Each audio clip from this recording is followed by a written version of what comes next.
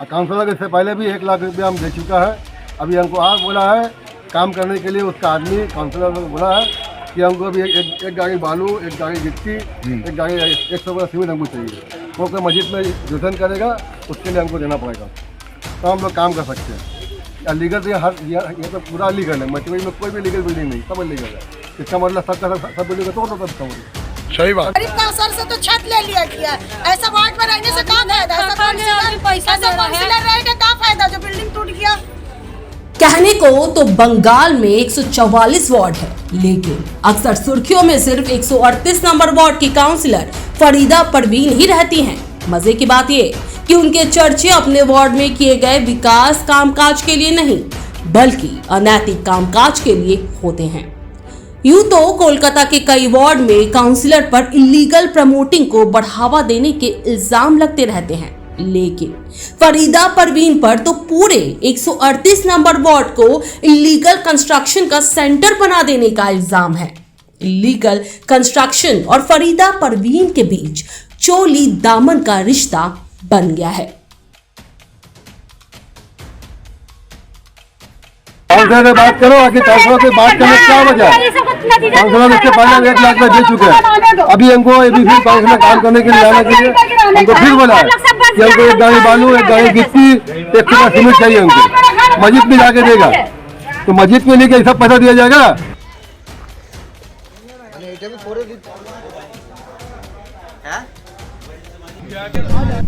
138 number ward के लोग तो अब ये तक कहने लगे हैं कि फरीदा परवीन पैसे लेकर कॉरपोरेशन के बाथरूम तक पर इलीगल बिल्डिंग बनाने के लिए राजी हो सकती हैं। सिर्फ इलीगल प्रमोटिंग ही नहीं, फरीदा परवीन पर डरा धमका कर वसूली करने का भी इल्जाम है। इस तरह के कई मामले सामने भी आ चुके हैं, जहां एक तरफ वो पैसे लेकर बिल्डिंग बनाने का परमिशन देती है, वही उम्मीद के मुताबिक पैसे नहीं मिलने पर वो उसी बिल्डिंग को तुड़वा भी देती है। चंद दिनों पहले ठीक ऐसी ही घटना सामने आई थी। एक प्रमोटर और मुकामी लोगों ने इल्जाम लगाया कि उन्होंने पैसों के लिए T119C दत्ती बागान मरी रोड पर एक बिल्डिंग तुड़वा दी। हुआ था इधर बात नहीं था कि यार बिल्डिंग ऐसा 12 दिन में तो फूल आया मेरे पास थाना से, बोला कि बिल्डिंग डेमोलाइज होगा, रोटी का ऑर्डर है, हम लोग कुछ कर सकता नहीं है। 12 बजे ऑर्डर आया है कि बिल्डिंग टूटेगा। घर किसका था? घर में बहुत आदमी का था, एक कौन था? नहीं तो मेरा है, कौन है, ये लोग सबका घर है, गरीब आदमी हम लोग के साथ ऐसा उपाय किया है। और कौन था? बहुत मुसीबत है, रिंकू है, इतना गरीब आदमी हो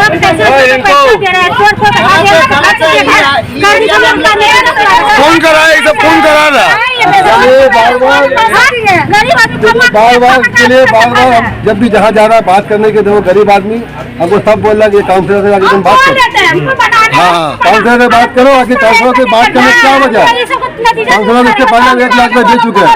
अभी हमको अभी फिर काउंसिल में काम करने के लिए जाने के लिए हमको फिर बोला है कि हमको एक गाड़ी बालू, एक गाड़ी गिट्टी, 1 किलो सीमेंट चाहिए हमको। मस्जिद में जाके देगा, तो मस्जिद में लेके सब पैसा दिया जाएगा। सही बात। इसका नहीं दिया, इसका कारण यही होता, तभी तो मेरा काम बंद हुआ, तब तक बिल्डिंग टूटा। अब बिल्डिंग में सभी का लीगल बना हुआ है, तो सबको दो पूरा इंडिया खत्म कर दो पूरा। या हम लोग पूरा पब्लिक मिलकर वोट दिया है, पार्टी को जिताया, काउंसिलर बनाया है। अभी काउंसिलर ऐसा बात बोलेगा, बोलता पार्टी का आदमी का लाट हो गया।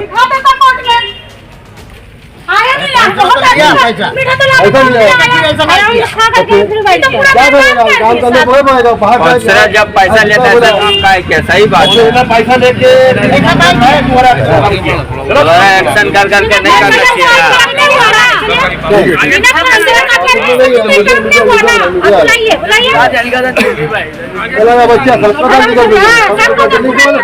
पूरा मीठा चला वेंकटेश बिल्डिंग तोड़ने बोलो।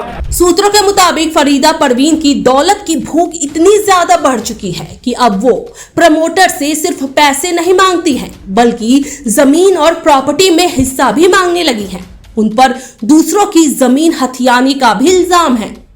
सूफी काठगोला जमीन विवाद अभी लोग भूले भी नहीं हैं, जब उन्होंने प्रमोटर से 1.5 करोड़ रुपया, 5 दुकानें, फ्लैट और छत की डिमांड की थी।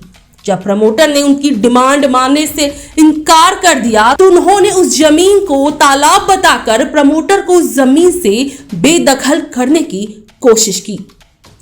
सूफी काटगोला जमीन विवाद पर काफी बवाल मचा था। मामला कोर्ट तक जा पहुंचा था। उनकी गिरफ्तारी का वारंट तक जारी किया गया था।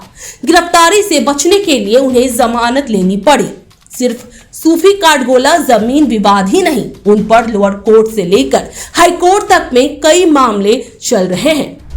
आज दिन को 1 बजे मेरा फोन आया कि आप कहाँ हैं, तो थाना से फोन आया तो हम तो बाहर में है।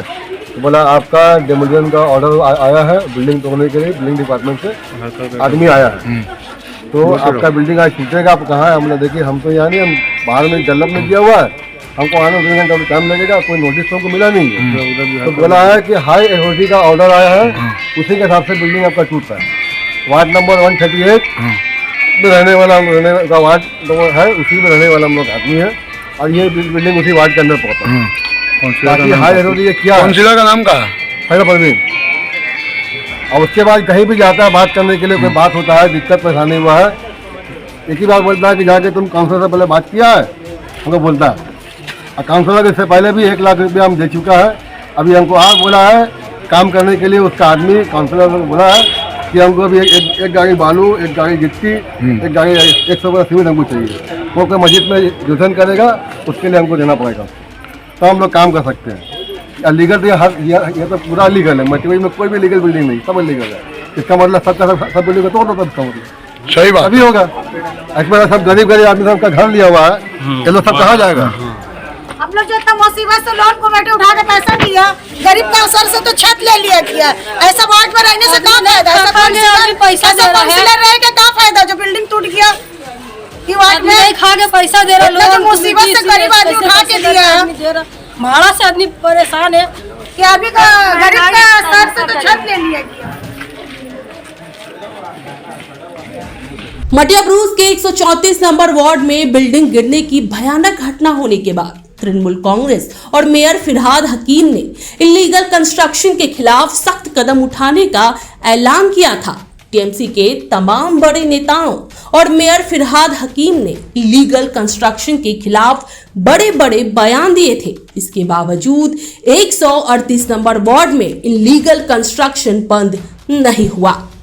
काउंसिलर की बदौलत आज भी वहां धड़ल्ले से इलीगल कंस्ट्रक्शन चल रहा है।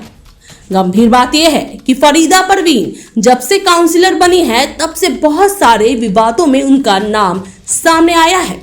इलीगल कंस्ट्रक्शन से लेकर जबरन वसूली तक के इल्जाम उन पर लग चुके हैं, जिसके चलते 138 नंबर वार्ड में ही नहीं बल्कि पूरे कोलकाता में टीएमसी का नाम खराब हो रहा है। इसके बावजूद पार्टी उनके खिलाफ कोई कदम नहीं उठा रही है, जिससे कई सवाल खड़े हो रहे हैं। सबसे बड़ा सवाल ये कि आखिर कौन है जो इतने सारे विवाद में शामिल होने के बावजूद फरीदा परवीन को बचा रहा है। उनकी जगह अगर दूसरा नेता होता तो कब की उसकी छुट्टी हो चुकी होती। लेकिन फरीदा परवीन आज भी न सिर्फ पार्टी में बनी हुई है बल्कि अपने अनैतिक कामों को जारी भी रखे हुए है। ऐसी बात नहीं है कि फरीदा परवीन सिर्फ पार्टी के नियमों को ही अंगूठा दिखा रही है, बल्कि वो अदालतों की भी अवहेलना कर रही है।